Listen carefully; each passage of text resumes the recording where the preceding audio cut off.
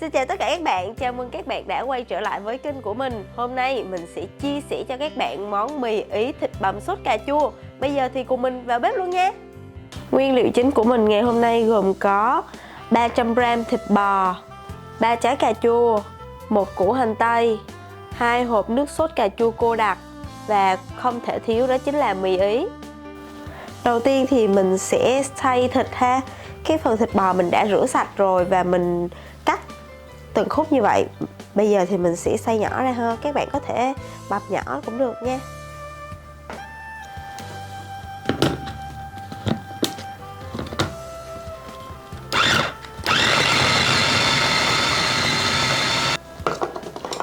Đây, mình sẽ xay nhuyễn cỡ này thôi nha các bạn. Đó. Như vậy là mình lấy ra được rồi nè. Sau khi mà thịt mình xay nhỏ như vậy thì bây giờ mình sẽ nêm nếm gia vị vào để mình ướp thịt ha. Mình sẽ cho vào đây là nửa thìa cà phê muối nha.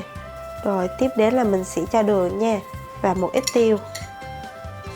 Để giúp cái thịt của mình nó thơm hơn á, mình sẽ cho vào đây là một ít dầu ô liu nha cả nhà. Sau đó sẽ trộn đều lên và ướp thịt trong vòng khoảng là từ 15 tới 20 phút để cho thịt ngấm đều hết gia vị ha. Hành tây thì mình sẽ cắt đôi và mình sẽ cắt hạt lựu ha.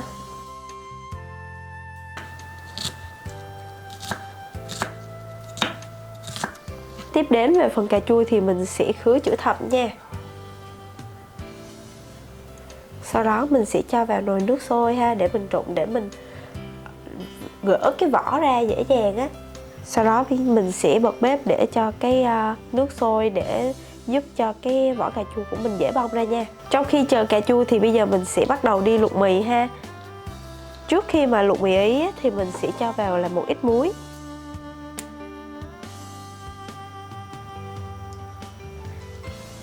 cũng như là một ít dầu ô liu thôi để giúp cho cái mì Ý của mình nó thơm nha. Sau đó mình sẽ cho mì Ý vào luôn ha.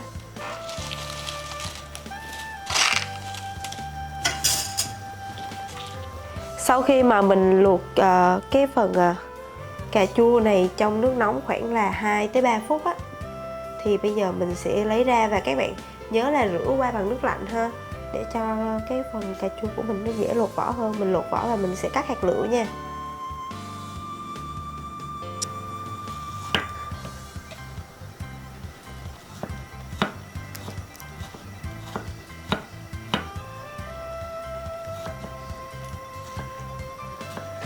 Trong khi mà mình chờ cái phần mì của mình đang luộc á, thì mình sẽ đi chế biến cái phần sốt cà chua ha.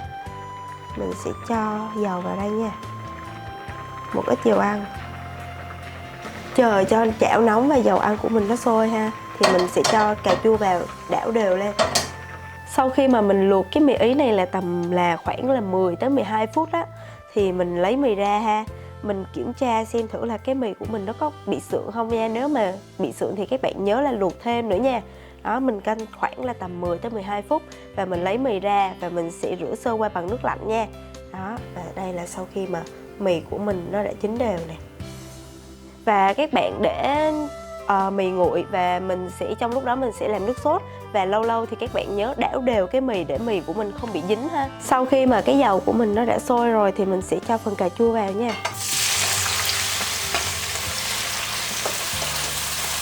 Rồi nó dần. Để giúp cho cái phần của cà chua của mình nó mềm nhanh hơn á, thì mình sẽ cho vào đây là một ít muối ha.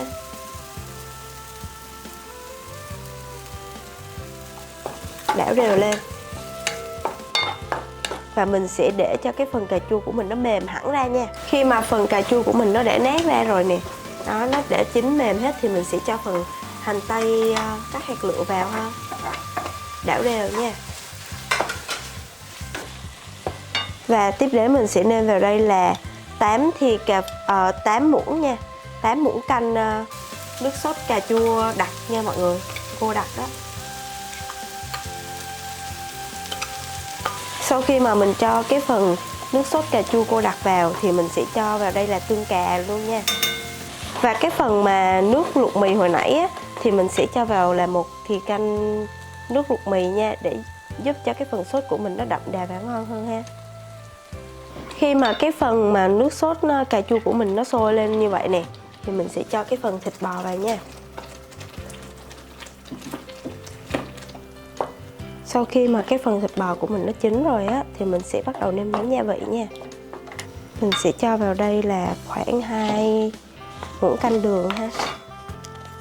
Và để giúp cho cái phần nước sốt của mình thêm đậm đà thì mình sẽ cho vào đây khoảng là 3 thìa cà phê muối nha.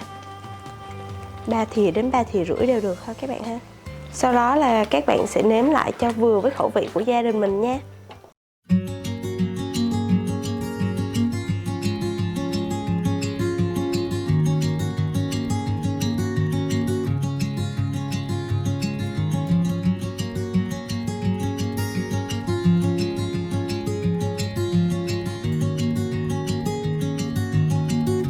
Vậy là món mì Ý thịt bằm sốt cà chua của mình đã hoàn thành rồi. Bây giờ thì cùng mình thưởng thức luôn nha. Mình sẽ trộn cái phần mì lên ha.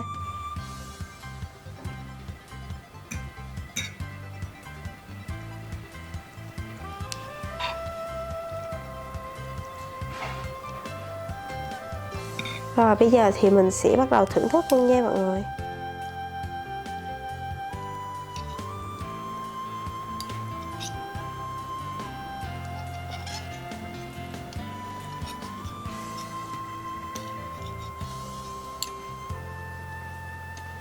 Cho một ít thịt nè.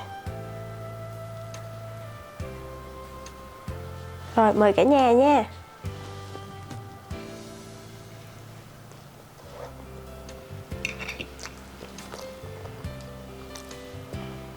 Về cái phần mì á, thì cái mì của mình vừa luộc chín tới luôn ha. Và sau khi mà mình luộc chín rồi á, mình có rửa sơ qua bằng nước lạnh cho nên mì của mình nó không có bị bụng nha.